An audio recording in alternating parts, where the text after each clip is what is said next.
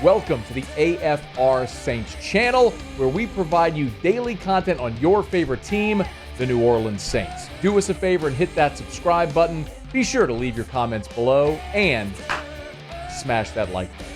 Who dat? Dennis Allen was at the Combine, as all the coaches are at the Combine, getting ready to get underway here this week in Indy. And DA was asked and gave an update on several players to get into. But first, what he kind of hopes to get out of the Combine this week? I think the biggest thing for me is being able to, I've seen some of the tape on these guys, not to the extent that I want to. But I think the biggest thing is kind of being able to put, a face to the film and really get a chance to kind of begin the evaluation process, not from a physical athletic standpoint as much, more so from the type of person that he is. How well does the kid learn? What are the things that are important to him? Where does he see himself in terms of his development? So I still feel like this is an important part of the evaluation process. Ding, ding, ding, ding. Say it every year. There are two things that matter more than anything about the Combine. Two. Number one, your medical. We've talked about this over the years, but guys go to the Combine and they will spend hours and hours and hours while every team has the opportunity to have their doctor pull and poke and prod and yank and twerk and all the things to make sure every part of the body checks out. This is a massive investment. This is their opportunity to check under the hood. The team's doctors, not relying on medicals from the college. And it's not to say there's anything wrong, but we want to check for ourselves. That's one. The medical is the most important. And number two is the interview. What type of player, what type of person are you drafting? This is the opportunity, the first opportunity really, to start to get to know these players. So, yes, it's more so about those things. It's not about the quarterbacks throwing. It's a little about the 40 time for some of these guys, but really only in a way that's either really good or really bad. It's not about the vertical or the cone drill or how many times you bench press 225. Just not. Workouts, the Senior Bowl, actual game film. You can learn a lot about these guys.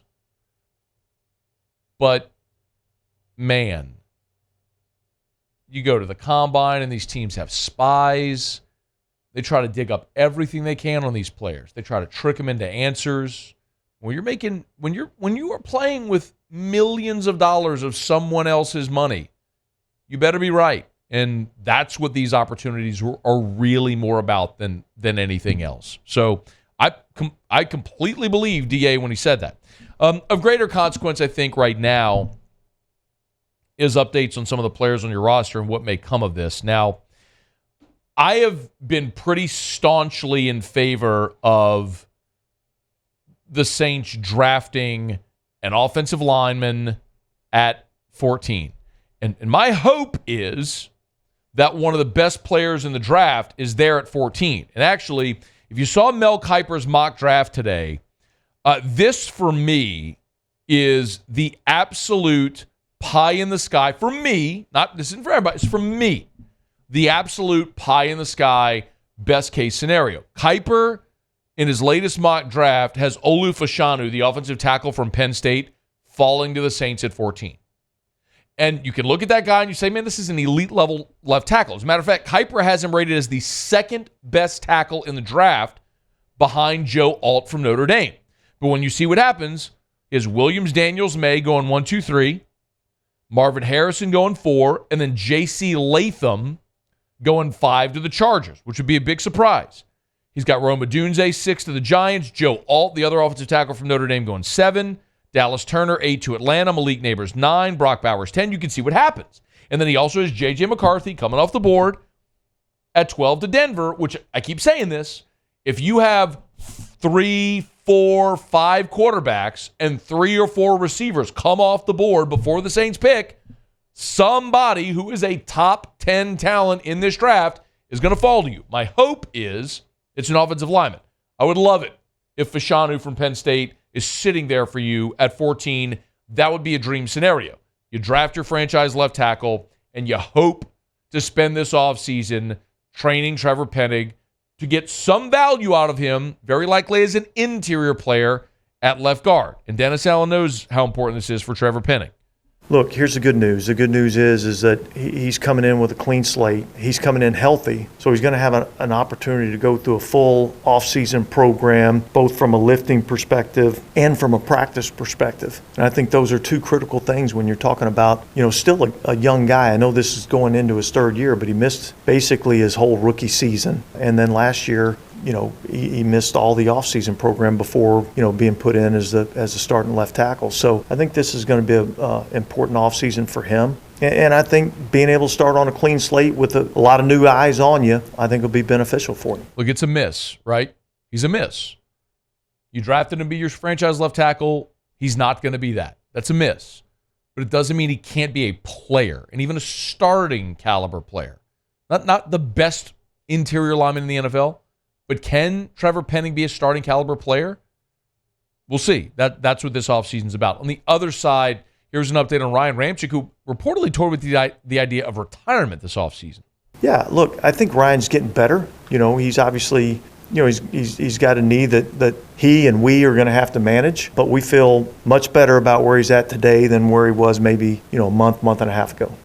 Ryan Ramczyk's health, I think after Derek Carr's productivity, I think Ryan Ramczyk's health is the biggest storyline on this team. Because when he's right and he's healthy, when he was right and healthy, he was arguably the best right tackle in the NFL. And you look at a position group that is one of the worst in the NFL as a group, right? Ramczyk, and you have now the uncertainty with Trevor Penning.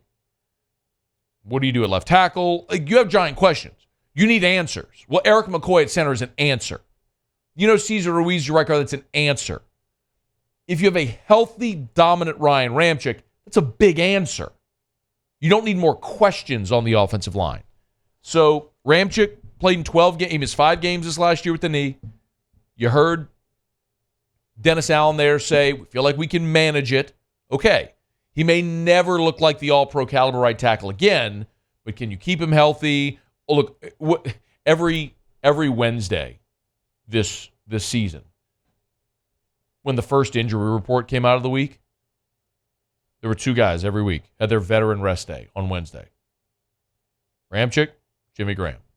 Look, if that's what it takes, spending the whole week just to get him ready to play on Sunday, that's what it takes, for as long as it takes him to do that. And for as long as you can maximize it. But you need answers on the offensive line, not more questions. Ramczyk being good to go would be a huge answer. And look, that was when asked for an update on Ramczyk, Dennis Allen gave a 12-second response. For context, the Trever Penning answer was 37 seconds. He had a lot to say about Penning. He didn't have a lot to say about Ramczyk. I don't know if that's a good thing or a bad thing. One more. He was also asked, Dennis Allen at the Combine, again, with reporters today, was also asked about where things stand with Jameis Winston, who's probably, Michael Thomas isn't a free agent. I guess technically neither is Jameis, but for all intents and purposes, they kind of are. Here was an update on Jameis. Jameis is still under contract as we sit here right now, and there's a lot of things that happen throughout the off-season program. We'll see how those things play out. But as we sit, and look, I know Jameis has said, I want to go and be a starter. And obviously that's something that he aspires to do, and we'll see how things play out. So, he's set to earn a base of $1.2 million with a cap hit of 4.5 for New Orleans. Again, after he restructured his deal, he signed the 1-year, $4 million deal. They restructured him. Excuse me. So technically, Jameis is under contract for 2020. He's not a free agent. He's under contract for 2024. So what do the Saints do there? It's a pretty significant question as well. While you're committed to Derek Carr, you also have one of the more accomplished backups in the NFL for as long as Jameis is there. What if he's not there? It is a question the Saints are going to have to consider and address. So, Combine going on in Indy this week. We'll continue to follow it. Hey, thanks so much for watching. Please leave your comments. I love to interact, and be sure to hit the red subscribe button below.